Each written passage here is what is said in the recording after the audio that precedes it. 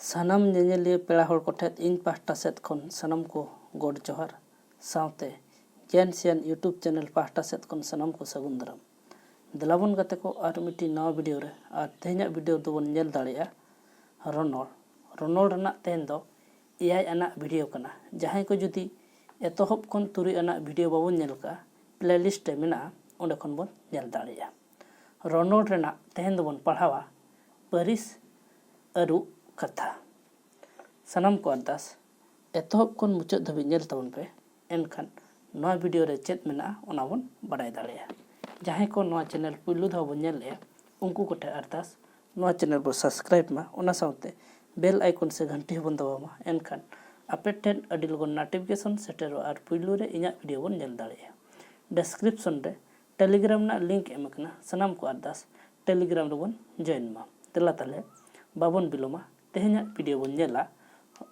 रनोल Raina AI आना हटिंग कना तेहन दो एआई आना वीडियो कना सानाम को अरदास देला तला बन नेल सांगेया तेहन दो अब बन पढ़ावा परिस अरु कथा मेन दो जहां तने अबोगे परिस मेना मेन दो रोल को मेना ओना चेद लकारे अरुआ देला नित दो ओना को बन नेला अड़ को दो आको आकोआ परिस रे मेना कोआ मेन दो जहां तने अड़ के अब बन पढ़ाव के ओना को दो आकोआ आकोआ परिस रे मेना कोआ मेनखान ओना को दो मेनेक बा जुटिज को अतेन बांखान इनके तेहो एटा परिस अड़ लेका को कमिया मेन दो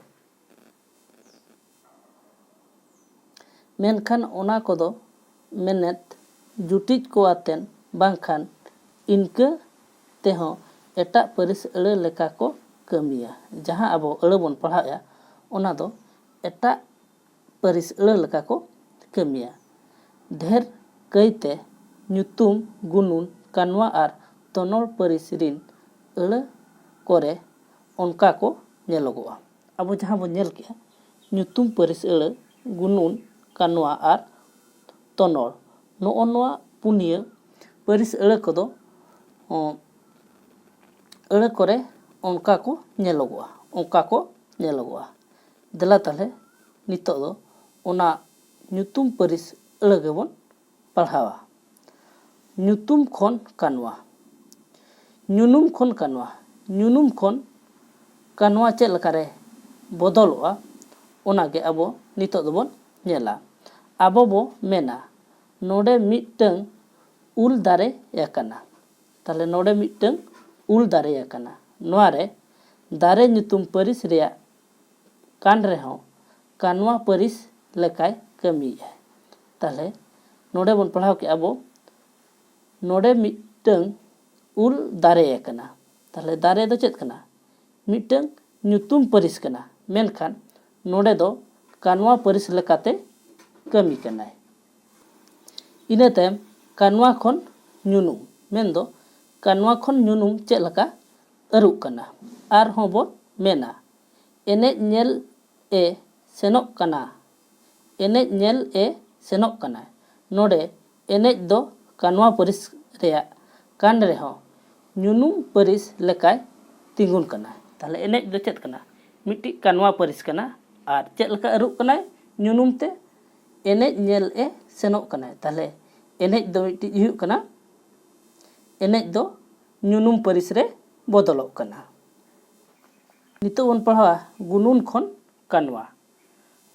खन कानवा चेद लका अरु कना आबो बो मेना दारे रोहड़ो कना नोआ रोड रे दो रोहड़ दो गुनुन परिस रेया कान रे हो कानवा परिस लेकाय कमी कना मेन दो जहां रोहड़ दो मिट्टी चेद कना गुण कान ताया मेनखान मेन दो नोआ अयत रे दो मिट्टी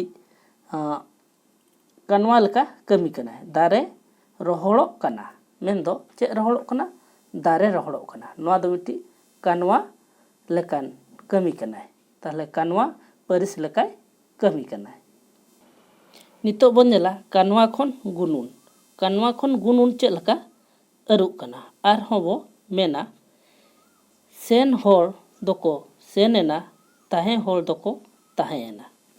नोआ अयत रे अब बन नेला सेन होल दको सेनेना ताहे होल दको ताहेना। नोडे सेन दो कानवा परिस रेया कान रेहो होल रेया गुण ए लय एते गुनुन परिस लेकाय कमी कनाय। जहां अब बन लय सेन सेन दो मिट्टी चेत कना नोआ दो कानवा कन ताहेत कानवा परिस कान ताहेत मेन दो नोआ अयत रे दो गुनुन परिस लेकाते कमी केदाय। नोडे सेन दो कानवा परिस रेया कान रेहो होल रेया गुण ए लय एते गुनुन परिस लेकाय कमी कनाय। ताले सेन दो मिट्टी नोडे दो गुनुन परिस लेकाय कमी कनाय। इना तायम अब बन नेला नुनुम खन गुनुन परिस चेद लेकाते अरुक कना।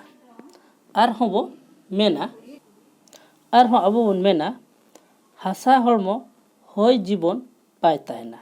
नोडे हासा हड़मो होय जीवन बाय ताहेना। नोडे हासा आर होय दो नुनुम परिस कान रेहो नोडे बन नेले हासा आर होय दो नुनुम परिस कान रेहो हड़मो आर जीवन रेया गुण तेद किन लय एदा। उनकाते गुनुन परिस लेका किन तिंगु आकाना। मेनदो नोआ अयत रे अब जहां बन नेलेया हासा हड़मो होय जीवन लय बाय ताहेना। ताले हासा हड़मो होय जीवन बाय ताहेना दो नोडे जहां अब हड़मो आर जीवन रे गुण तेद किन लय एदा उनकाते गुनुन परिस लेका किन तिंगुन काना। नितो दो बन नेला तोनोल खन कानवा तोनोल परिस खन कानवा परिस चेद लेका अरुक कना। आरहों बन मेना देला लगनोक में। ताले देला लगनोक में नोडे लगन दो तोनोल परिस रेया कान रेहो कानवा परिस रेया ए कमी कनाय।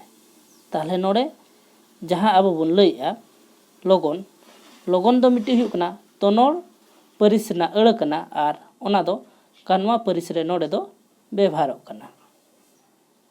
नितो बन नेला तोनोल खन गुनुन परिस चेद लेका अरुक कना। आरहों बन मेना हिंसिद हिंसिद होय अडी साहाड़ा। नोडे हिंसिद हिंसिद दो तोनोल परिस रेया कान रेहो होय रेया गुण ए लय एदाय ओनाते गुनुन परिस लेकाय तिंगुन कनाय। मेनदो गुनुन परिस लेकाय कमी कनाय।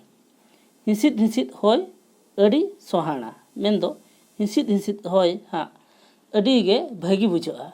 नोडे हिंसिद हिंसिद दो तोनोल परिस कना। हिंसिद हिंसिद दो चेद कना तोनोल परिस रेया कान रेहो होय रेया गुण ए लय एदाय ओनाते गुनुन परिस लेकाय तिंगुन कना। इना तायम अयत रे अड़को रेया परिस अपरु मेनदो अपरु ना माने दो हुयुक कना बदल ओने उनका हों हुयुक गया। उन जोहक दो ओना कोदो अरु आकान परिस रेगे को लेखाआ। मेनदो जहां तीन रे अयत को रे अड़ को रेया परिस बदल एना एनखान ओना दो अरु आकान परिस रेगे लेखाआ। नितो अब बन नेला दणो दणो मेन लेखा चेद बन बुझा अड़ को आकुआ परिस हतेन आर बांखान एटा परिस हाताव कातेन अयत रेको दड़म लेनखान उनको दो आदो दणो ᱧᱩᱛᱩᱢ को ᱧᱟᱢᱟ। मेनदो आबो जहां तिनी अड़ बन पढ़ाव केत कोआ उनको जुदी एटा परिस हाताव कातेन अयत को दड़म लेनखान उनको दो दणो ᱧᱩᱛᱩᱢ को ᱧᱟᱢᱟ। आदो बो मेता कोआ ᱧᱩᱱᱩᱢ दणो कानवा दणो गुनुन दणो एमान। ताले नो नोका दणो कोदो आदो बन ᱧᱩᱛᱩᱢ कोआ। आरो आबो बन मेना ओना दारे रेया चोट डर रे बारिया चेणे मात साकाम तेकिन तुका हकादा। ताले नोआ दो अड़ी सेणा अयत कना ओना दारे रेया चोट डर रे बारिया चेणे मात साकाम तेकिन तुका हकादा। नोडे आबो बन नेला ओना दो उñum दोणो को मेता ताहले ओना दो चेत कना उñum दोणो दारे दो ñunum दोणो रेया दो गनट दोणो चोट दो गुनुन दोणो रे दो गनट दोणो बारिया दो गुनुन दोणो चेणे दो ñunum दोणो मात साकाम दो ñunum दोणो ते दो गनट दोणो और किन तुका आकात दो कानवा दोणो कना। ताहले नोना अब नेल के नोना सेंटेंस रे जहां बोल लैया ओना दारे रेया चोट डर रे बारिया चेणे मात साकाम तेकिन तुका कदा नोआ मिमिटा अड़ ओका को दोणो लगा कना ओना को बोल नेल के अयत रे अड़ कोआ तोपल। ताहले नितो अब बोन नेला अयत रे अड़ कोआ तोपल। अयत अडी गोटांग अड़ जोड़ाव मित कातेन अयत हुयुक कना। ताहले अडी गोटांग अड़ मेंदो वाट जोड़ाव मित कातेन चेद हुयुक कना अयत हुयुक कना। ओना रेया मुळुत दोणो दो कमी आर उनिया कमी। ताहले ओना ना मुळुत कमी दो चेद कना कमी आर उनिया कमी। ताहले अयत रे जहां ताहेना ओना रेना अडिगान अडी गोटांग अड़ जोड़ा मित कातेन अयत हुयुआ। ओना रेया मुळुत दोणो दो मेंदो मुळुत दोणो दो हुयुक कना कमी आर उनिया कमी। आबो बो रोड़ा बाना दाराय कनाय। ताहले नोआ अड़ रे दो दा लिंजिन कनाय इन हसन मा एता उनी दाकाय जोमेदाय रिमिल राकाब कना होय हिजुक कना। नोआ कोरे बाना दा इन उनी रिमिल होय एमान कोदो कमी कना। ताहले नोआ सेंटेंस रे मेंदो नोआ अयत रे अब बो नेला बाना दाराय कनाय दा लिंजिन कना इन हसन मा एदा उनी दाकाय जोमेदाय। ताहले नोआ कोरे बाना दा इन उनी रिमिल होय एमान कोदो कमी कना। चेतेत चिन्ह आन कोदो कमी तेत को। ताहले चेतेत चिन्ह जहां लका नोका बन लैया नोआ दो चेतेत चिन्ह कना ओना कोदो कमी को कना। तेहेन्या वीडियो दो नोडे के चाबायना। तेहेन्या वीडियो दो ताहे कना परिस अरु कथा आर दोणो वीडियो नेल काते चेद लका बन बुझाव के ओना दो सनाम कोगे कमेंट दारायते लई ताबन पे और वीडियो बन कुसिया खान लाइक माबन ओना साथे जोटाव को गाते को बन शेयर आकोमा। और जहां को नोआ चैनल पुइलु धाव बन नेलया उनको गोठेत अरदास नोआ चैनल बो सब्सक्राइब मा ओना साथे बेल आइकन से घंटी बन दबामा एनखान आपेठेत अडी लगन नोटिफिकेशन सेटेरोआ और पुइलु रे इना वीडियो बन नेल दाड़ेया। डिस्क्रिप्शन रे टेलीग्राम ना लिंक एमकना सनाम को अरदास टेलीग्राम रो बन जॉइन मा ताले तेहेन्या वीडियो दो नोडे को बन दोहोया और मिट्टी वीडियो रो बन ᱧᱟᱯᱟᱢᱟ। इना धाबिते इन पाहटा सेत खन दोहराते गोड और जोहार।